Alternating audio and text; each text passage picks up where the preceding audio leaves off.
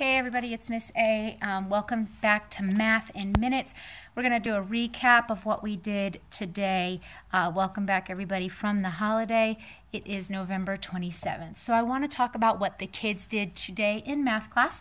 Our essential question, and it's really important, this essential question, because it really frameworks the entire lesson. How can you write a fraction as the product of a whole number and a unit fraction? And I know this is a little messy. It's much neater for the kids, but I'm trying to get this done fairly quickly here. So normally what I have the kids do is I ask them, what's the math and what are we doing to solve this? But today we actually focused on what are our math vocabulary words. So the words within the essential question that are math related. So obviously we have fraction, product, whole number, and unit fraction. So these are our different math vocabulary words. Now, like I said, this essential question will frame the math lesson for today. So how can you write a fraction as the product of a whole number and a unit fraction? So basically, our answers today should resemble this formula. Fraction equals whole number times our unit fraction. And a unit fraction, let me just remind you, and this the kids did write this down, a unit fraction is a fraction that the numerator is 1. The numerator is equal to 1, and the denominator is whatever the denominator is. So product means multiplication. Whole number is a whole number, and then a fraction, obviously, it's a part of a whole. So here is an example of what they had to do. So let's say we had 7/9. So this is my fraction. When I look at my denominator, that tells me what my denominator is because denominators stay the same. A unit fraction means it's always over 1, so 1/9. And then my whole number, what do I multiply times 1 to make 7? Well, that's 7. So this is the strategy that we're doing. This is one of the strategies that we're doing. So let me do another example. And the children do have 10 problems for homework. Let's look here. Let's do 8/5. So my denominator is 5, and I do a unit fraction. So 1 over the denominator, so 1/5, times, and then what do I multiply times 1 to make 8? That's 8/5. So basically what this is telling me is that it's telling me I have 8 1/5 pieces.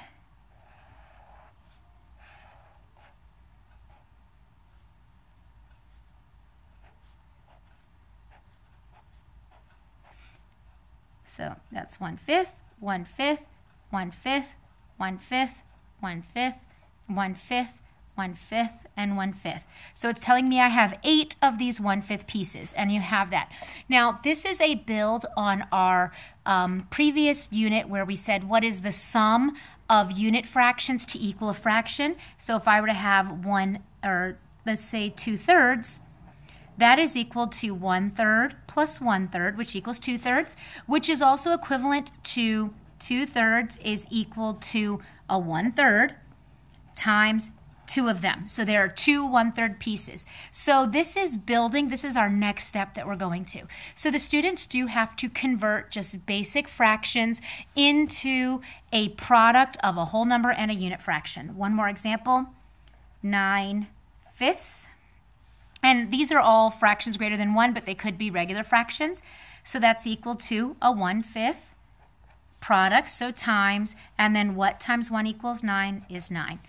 Now, another example that they had is where they may have something that looks like this, where they have a model, because part of the standard does say that they have to be able to evaluate a model to come up with the expression of a product of a whole number and its a unit fraction. So here's my model. Each row represents my whole number. So I usually number them 1, 2, 3, and 4. So that's my whole number. So it is 4, and that's product. And remember, multiplication is associative, so you can write it either way, either the fraction first and then the whole number, or the whole number and the fraction, doesn't matter. And then one row, so I look at one row alone. Let me get my marker here. Actually, I'll use this one. So I'm looking at this row, and this row tells me what my denominator is, 1, 2, 3, 4. And it's a unit fraction, so it's over 1. So they have to be able to take a model as well. Now here's an example. Here we have a leftover pizza, and there are 5/6 of the pizza left. That tells us that one slice was eaten, so that one's gone.